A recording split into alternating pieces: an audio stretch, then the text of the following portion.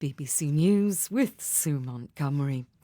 The United States has announced sanctions on Iran's morality police over the death in custody of a young woman accused of breaking the country's strict dress code. The case sparked nationwide protests in Iran, with reports of more than 30 people killed. From Washington, Will Grant reports. The US sanctions come as protests across the country show little sign of abating. Specifically, the US Department of Treasury has brought the sanctions against the police force for abuse and violence against Iranian women, as well as the violation of the protesters' rights. Furthermore, 7 senior leaders of the morality police and other intelligence and law enforcement forces have been singled out. The step means that all property and interests of those designated, which fall under US jurisdiction, are blocked, and any company or financial institution doing business with them are subject to penalties. The Israeli Prime Minister Yair Lapid has called for a two-state solution to the Palestinian-Israeli conflict in a speech at the UN General Assembly. Mr. Lapid said that an agreement with the Palestinians based on 2 states for 2 peoples was the right thing for Israel's security, but that any deal would be conditional on a peaceful Palestinian state that was no threat to Israel. Ukraine's foreign minister has told the UN Security Council that Russia must be held accountable for its invasion of his country. Dmytro Kuleba said Moscow had dealt a deadly blow to the foundations of the UN Charter, and no nation should feel safe until such behaviour was punished.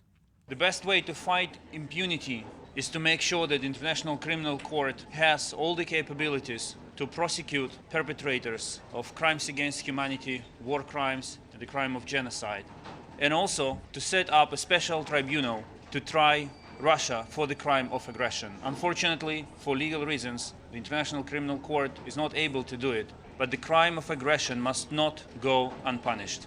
Ukraine says recent successes on the battlefield directly help negotiations towards the biggest prisoner of war swap to date with Russia. Ukraine's Commissioner for Human Rights said scores of Russian prisoners of war have been captured during the counter-offensive in the Kharkiv region. Here's James Waterhouse. Dmytro Lubinets couldn't hide his delight as he told the BBC several Russian prisoners of war had been acquired in the northeastern Kharkiv region after swathes of territory was recently reclaimed by defending forces. He said that was one of the main reasons why more than 100 fighters from Ukraine's Azov brigade made it back home. It's significant because they became a symbol of Ukrainian resistance after they tried to defend the city of Mariupol, and Moscow has portrayed them as the core nationalists they say they're fighting against. World News from the BBC. The Syrian authorities say they found the bodies of 34 people from a boat carrying migrants that sank near the coastal city of Tartus. The Syrian news agency said that 20 survivors were being treated in hospital. Officials say rescue operations are ongoing. In Italy, the 3 leaders of a right-wing alliance that's predicted to win Sunday's general election have addressed their final big rally of the campaign. Giorgia Meloni of the far-right Brothers of Italy party promised to protect Italy's borders and restore the nation's freedom and pride. Polls indicate she's best placed to become Prime Minister.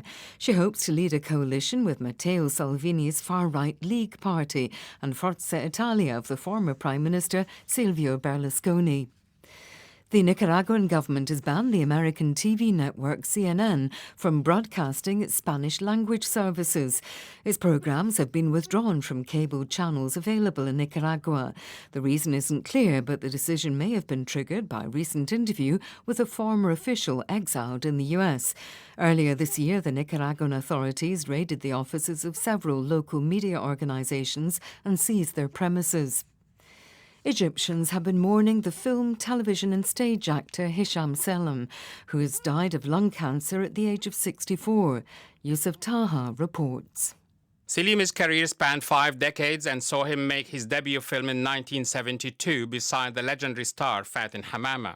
He was in 2 classic films by the world-renowned Egyptian director Youssef Chahine, including the epic Return of the Prodigal Son with the Lebanese superstar Majid al-Rumi.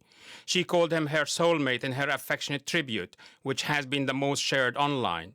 He won a new following 2 years ago when he spoke openly and warmly about his transgender son, an issue that remains taboo in Egypt. BBC News.